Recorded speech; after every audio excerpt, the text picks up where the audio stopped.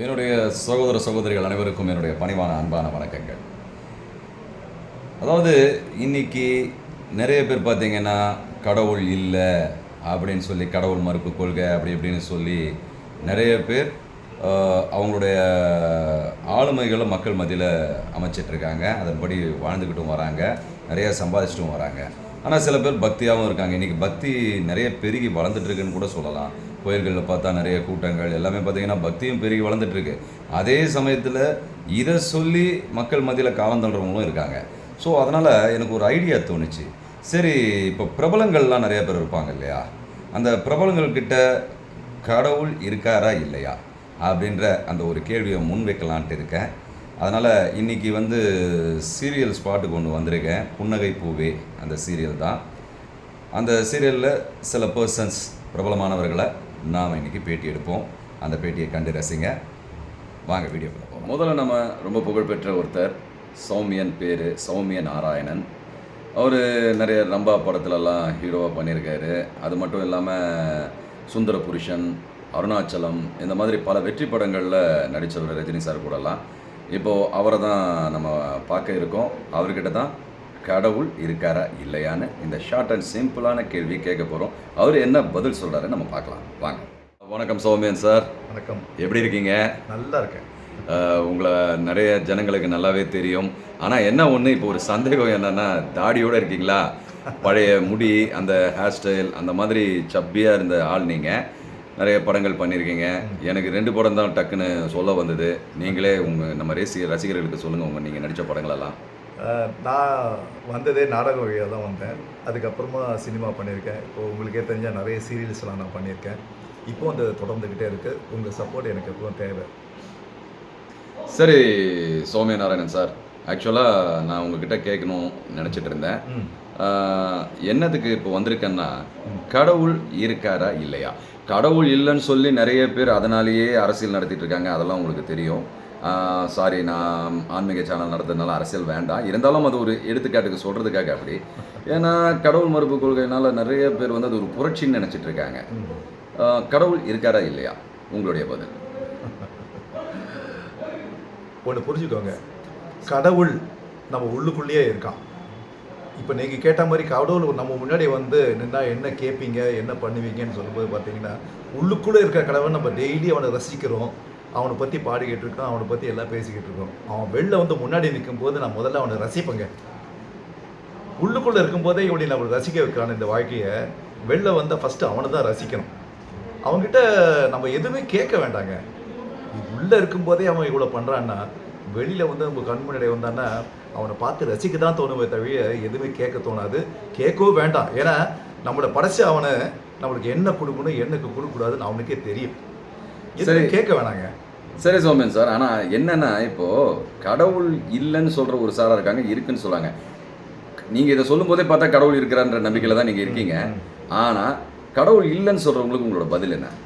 Sir, ஒன்று புரிஞ்சுக்கோங்களேன். கடவுள் இருக்கிறேன்னு சொல்கிறவங்கலாம் கடவுளை பற்றி பேச மாட்டான். இல்லைன்னு சொல்கிறவன் தான் அவரை பற்றி நிறைய பேசுவான். இதுலேயே புரிஞ்சுக்கோங்க உங்களுக்கு. சரியான பதில் சார்.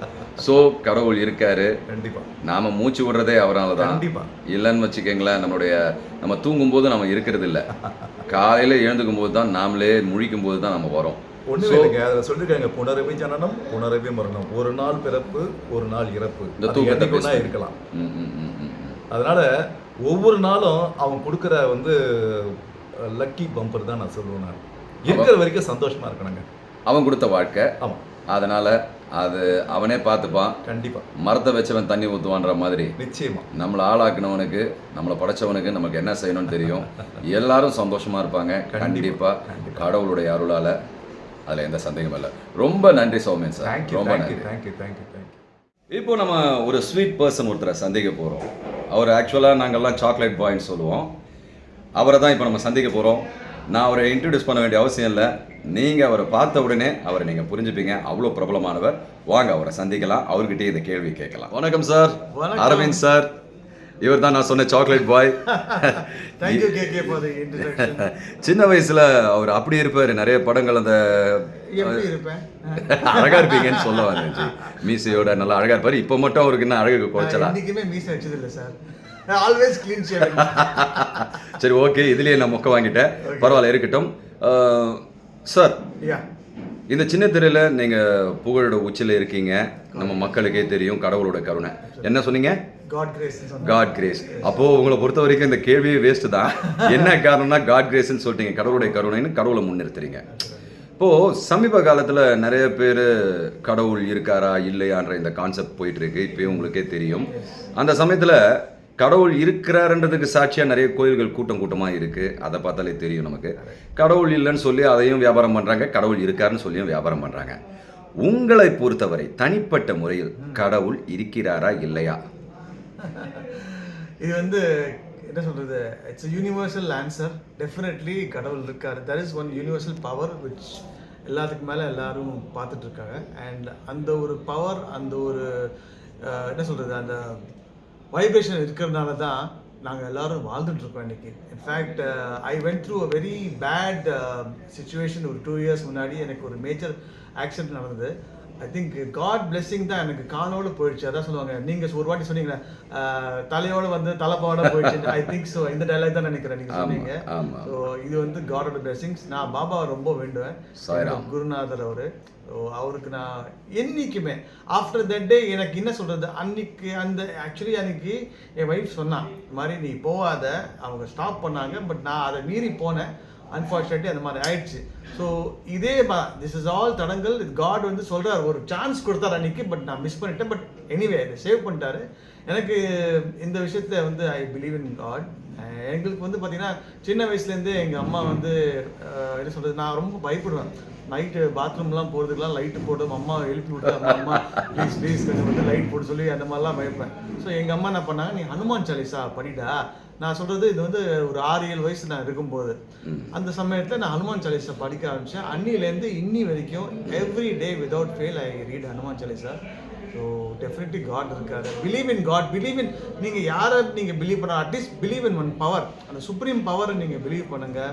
டெஃபினெட்லி உங்கள் லைஃப் நல்லபடியாக நடக்கும். கண்டிப்பாக. அப்படி நம்ம அதை பிலீவ் பண்ணும்போது ஒரு நடக்கிற அற்புதம் என்ன தெரியுமா, நம்மளோட கர்ம வினையெல்லாம் நம்ம அனுபவிச்சு தான் ஆகணும்னு பொழுது அந்த கடவுளுடைய நம்பிக்கைன்றது ஒரு பெயின் கில்லராக நமக்கு செயல்படும். கரெக்டா sir? Correct, absolutely correct KK. Because எனக்கு தெரியும் என்னைக்கெல்லாம் நான் வந்து ரொம்பவே டவுனாக ஃபீல் பண்ணுறேனோ, இல்லை ஏதாவது ஒன்று, என்னடா கடவுளே நீ ஏன் இப்படி சோதிக்கிறேன்னு, பட் அந்த சோதனைக்கு ஒரு நல்ல ஒரு விடிவு கொடுப்பாரு.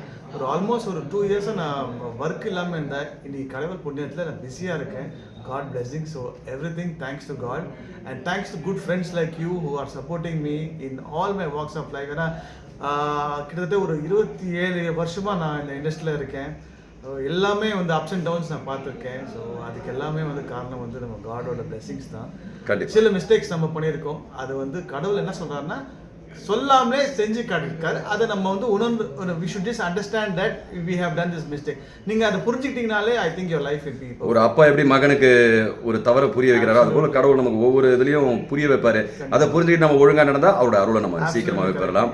எல்லாரும், இந்த உலக மக்கள் எல்லாருமே அவரோட அருளை பெற்று நல்லபடியா சுபிட்சமா வாழட்டும். Thank you KK. ரொம்ப நன்றி, ரொம்ப நன்றி. சேனலுக்கு நான் ஸ்பெஷலா I want to recommend all my dear viewers, friends and brothers and sisters, என்னோட பிரதர் KK ஓட சேனல் சப்ஸ்கிரைப் பண்ணுங்க, லைக் பண்ணுங்க அண்ட் சப்போர்ட் பண்ணுங்க. Love you all. நன்றி நன்றி. கடவுள் உங்க வாய் மூலமா எனக்கு ஒரு விளம்பரத்தை கொடுத்துட்டாரு.